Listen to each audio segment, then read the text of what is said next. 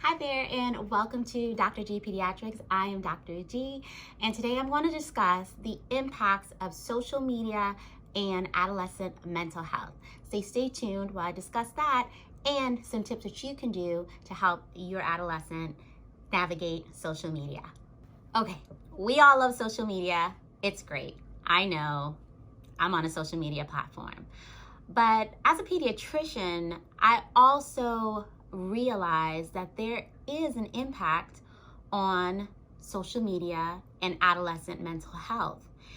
The first step in realizing that is just knowing what the adolescent or teenager brain is like. So during the adolescent formative years, their brains are ruled by the amygdala.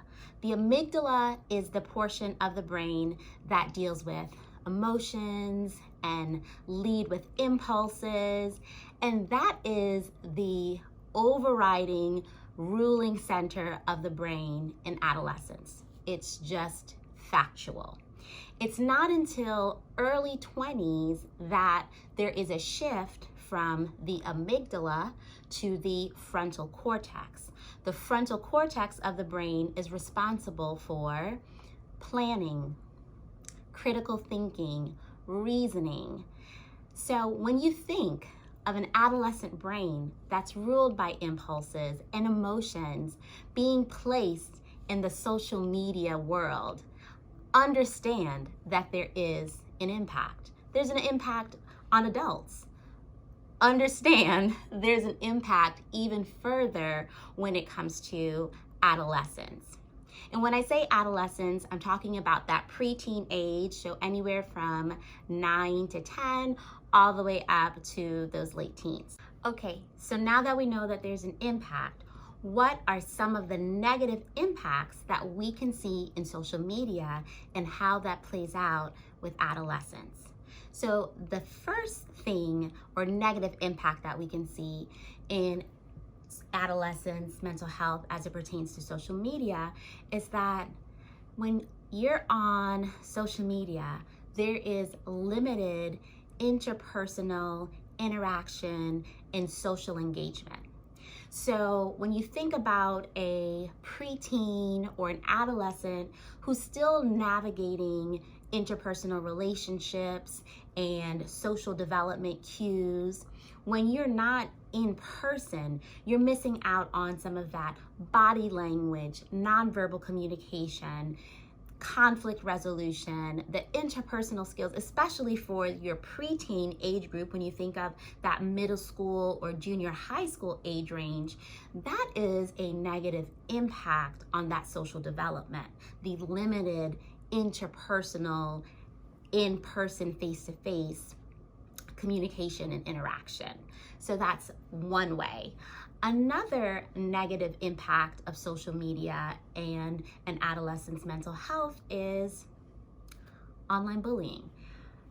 That is just a known entity. We see that as an adult with what we call trolls and the comments, the ugly and nasty things that people will say online because there's not that face-to-face. Sometimes even the bullying aspect can be so much more ugly and mean because they're hidden behind a different Instagram handle and you may not be able to know who they are. So a teenager, a preteen dealing with puberty and all of those hormone changes that they see, then being placed in social media platforms where there can be online bullying, that is a tremendous negative impact on mental health.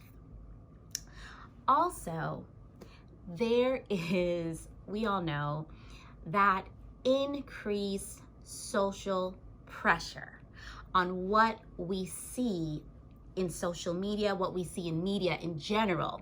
But then when we know how these algorithms work and what a teenager or a preteen may be seeing on their feed is just a snapshot of probably what's going on, but it's catered to what they stay on, what they fixate on.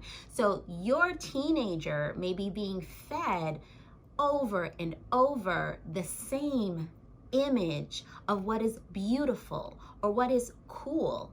Imagine that. Imagine how you feel sometimes after scrolling on some of these social media platforms. You see everybody living their best life on vacation, all of these beautiful families. And sometimes you could feel, well, I'll speak for myself. Sometimes I will feel like, geez, what am I doing? What am I not doing? Imagine the social pressure implications for a teenager or a preteen. That can affect their self-esteem in a negative way.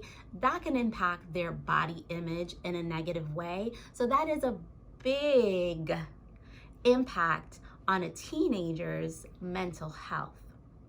So, okay, I gave some negative impacts of social media. I don't want anyone to think that I am bashing social media, because I'm not. I'm obviously on a social media platform right now. So I will mention that I do think that there definitely are some positive impacts to mental health for adolescents.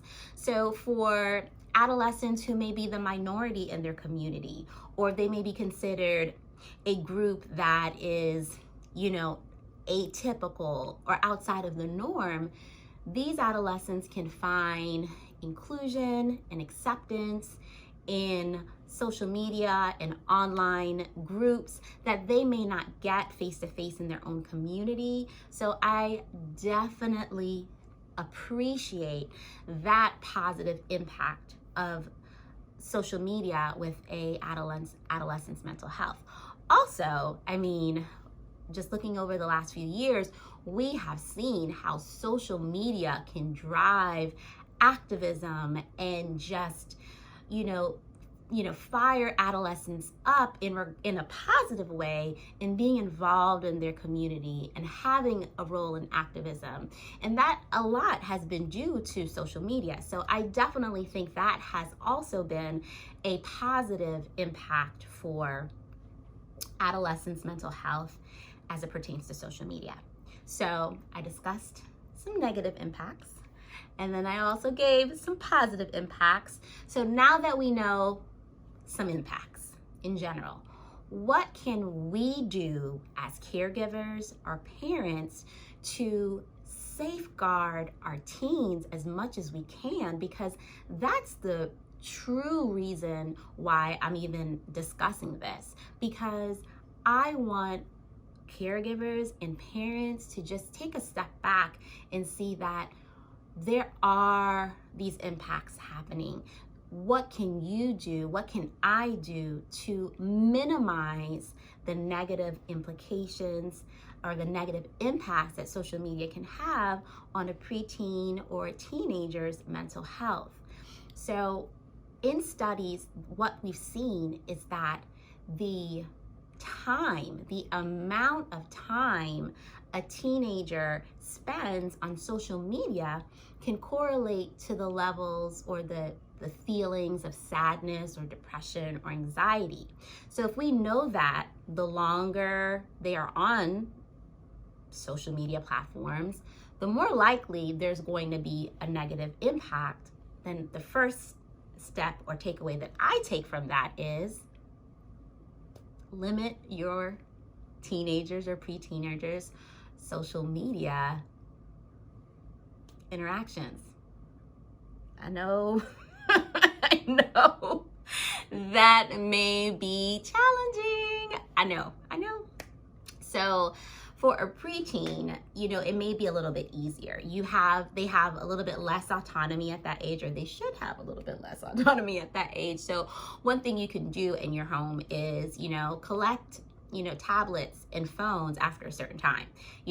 Let there be that screen-free zone as it pertains to tablets, computers, and their phones, where they would be able to access the social media sites. So if you set that time in your household and you collect those phones and tablets and they're in your bedroom, that preteen may be less likely to spend hours just scrolling and looking at the the cutest shape or image that they're seeing and then feeling bad about themselves. So for the preteens, that's a little bit easier to navigate with, just kind of physically taking their phones or their tablets away from them and kind of just limiting that time. When we get to the higher age group adolescents, it gets a little bit more tricky, especially when you have like these cunning, teenagers who say, oh, I need my computer to do my school projects, or I need it to be able to wake up in the morning. That's my phone. It's like my alarm clock. Okay, just be aware. They're cunning. They're crafty. Buy a regular $9.99 alarm clock and put it in their bedroom. Let them know that, after a certain time, this is going to be shut down. So whatever project that you need to do probably needs to get done now. That may not work either. So another way that you can do that is turn off your Wi-Fi router after a certain time. I know. That means that we can't Netflix and chill at night, and we are going to be somewhat negatively impacted by that. But again, some of these teenagers can be on social media platforms to 2, 3 o'clock in the morning, just constantly being fed these images that may not be a positive impact for their self-esteem. And you want the best for your teenager. You want the best for your child. So sometimes that may mean a sacrifice of turning off the Wi-Fi router after a certain time at night. Because none of these teenagers know how to use anything like an Ethernet cable or dial-up. So that may impact the social media interactions at night after a certain time. That works for your household.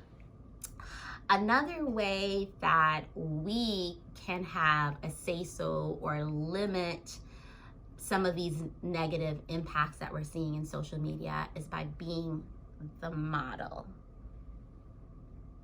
I know. If they see us constantly on our social media platform, just scrolling and scrolling and scrolling, sometimes it's just it's just become a habit. It's just what we do. But if your teenager or pre-teenager sees you constantly doing that, they are modeling what they are seeing.